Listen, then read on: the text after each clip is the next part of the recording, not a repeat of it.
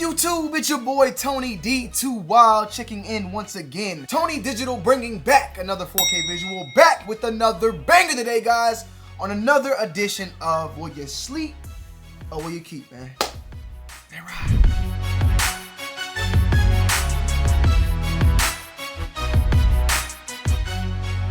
Guys, we didn't do one of these last week because I had a lot of stuff going on. This is pretty much it straight up, man. AllStar weekend just passed. It was cool. It was good for what it was. You feel me? You guys didn't know I did something with Panini last night, and I had the honorable Hall of Famer Cynthia Cooper as well as Tyrese Halliburton of the Sacramento Kings rookie doing his thug thizzle right now, rising stars. Banging it out, man. Salutes to him. It was a magnificent night. We opened up a lot of packs. I actually got some packs right here that your boy's going through right now, and we were hitting on some bangers. We also got some boxes out there that we'll be doing some pack breakings probably on the 2 Wild for TV channel in the near future. So make sure you guys are subscribed over there if you want to see more, because my hands are itching. I'm looking forward to dropping some of that ASAP Rocky. But without further ado, man, let's get straight into this week's sneakers, man. To start things off, we have 2 dope sneakers releasing. Now, at first, I thought it was only 1, but it's 2. And that is the Popcorn Collection, featuring the Air Force 1 and the Nike Blazer 77. The Air Force 1 is retailing for $130, while the Blazer is retailing for $110. It features a very nice tumbled looking, absolutely exquisite leather on the outsole. And, well, outsole, I said, my bad. It's the outer of the shoe. Buttery Scotch pancake patty melts. This, oof. I need some of that popcorn. What's the dude's name? Overville? I need some of that popcorn. That's what I need to get my grub on, man. We ain't been to the movies in such a long time, the theaters, that I'm just missing some good old movie theater popcorn. On the sides of both shoes, it says fresh since '87. I'm thinking that these are pretty much going to get sold out instantly, especially the Air Force 1s. Air Force 1s, Nike Dunks. A lot of sneakers out there right now are hot items that are selling out instantly, man. And we're going to talk more about that because Nike is in trouble. Okay, Nike is in trouble. We're going to actually devote a full video for that, and I might even go into a live stream maybe about that sometime this week. I'm going to do a little bit about it now. I'll probably drop a further deeper video on Tuesday or Wednesday and then go live about it as well. But Nike is in trouble. However, these 2 shoes are magnificent. I would love to get my hands on the Air Force 1s. These are releasing on the 9th, so that's tomorrow. So keep your eyes peeled. They're on the sneakers app right now, and you already know what the sneakers app is. It's about that right there. See it? Hold on. There you go. That's what it's about.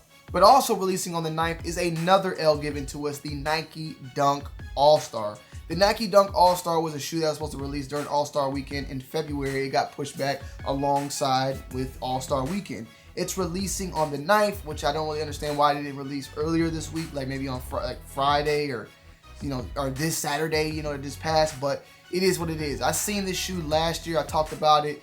It's a cool overall shoe, but nothing too exquisite.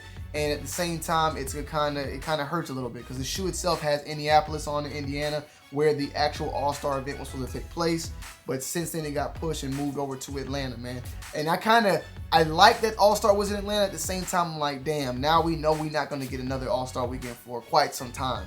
Hopefully, maybe the NBA will look out for us and don't count this one towards us and give us that All-Star weekend, because it's been since 2006 or something like that, since the previous All-Star. I would love to get an All-Star weekend while I'm in my, prime, you feel what I'm saying? So I can move around and actually enjoy it. We did have, the Super Bowl weekend, which was cool, but All-Star weekend in Atlanta, I need that. I need that full effect. Releasing on the 10th, the following day, we have 2 more Nike Dunks releasing. That's 3 Nike Dunks in the span of 2 days, and that is a high Syracuse and a low, I guess, black and white. It's a Nike Dunk low, black and white, and a high Syracuse. And this is going in men's and in women's sizes and retailing for $110 for the Syracuse and $100 for the Nike Dunk low. I think it's called, is it called Black Cobalt? It's not.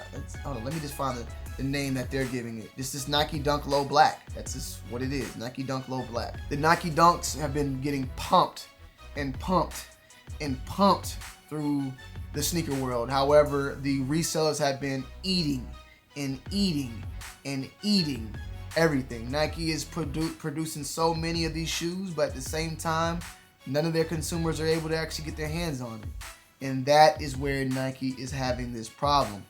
I'm seeing more and more, and I'm talking about established.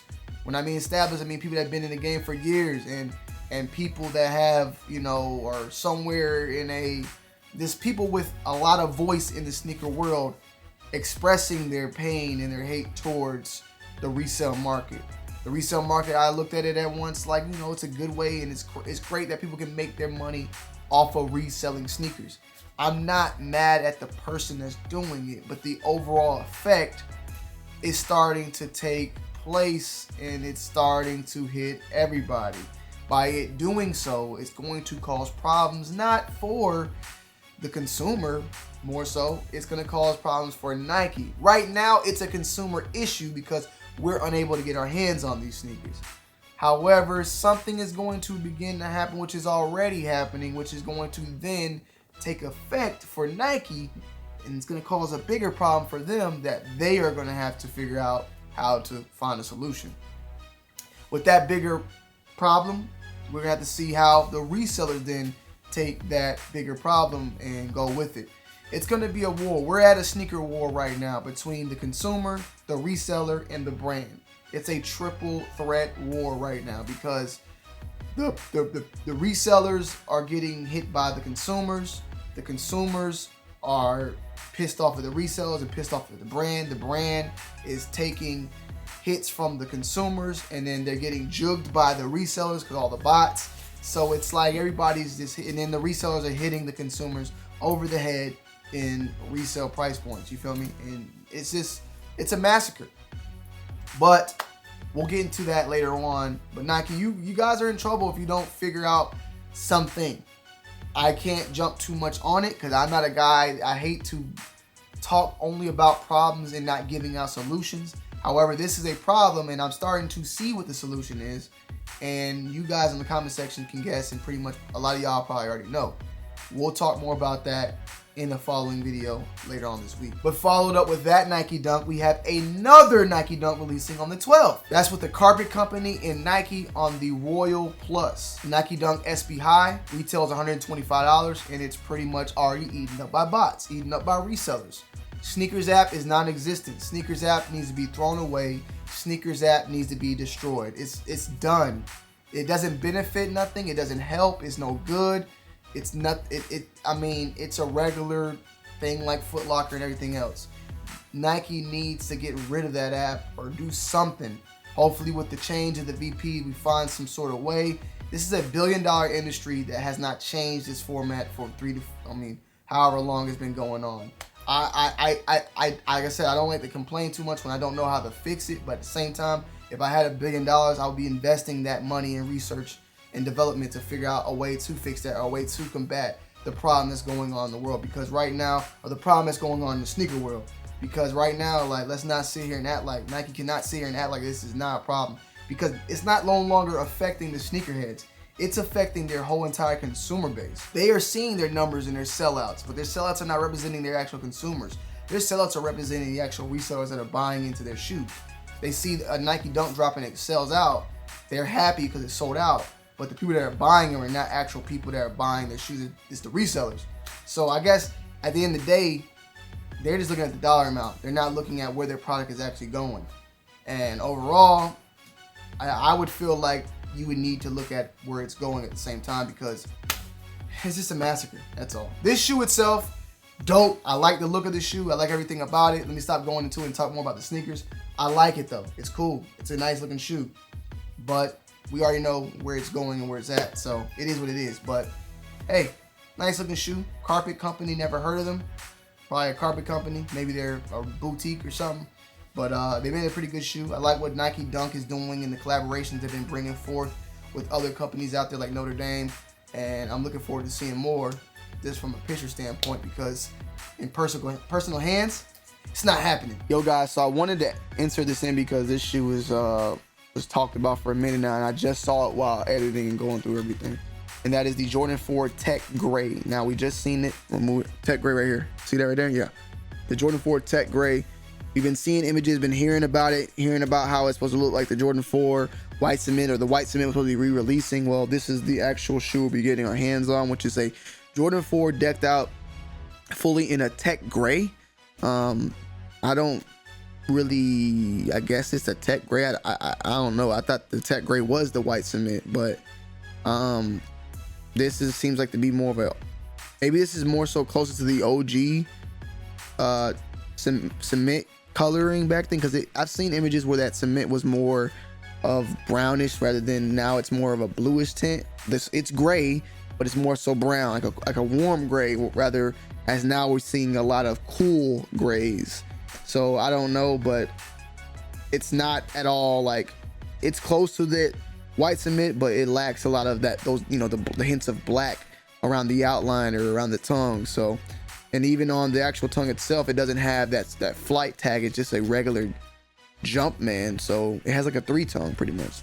It's cool, and I think I would probably buy this. So it's worth noting, worth talking about.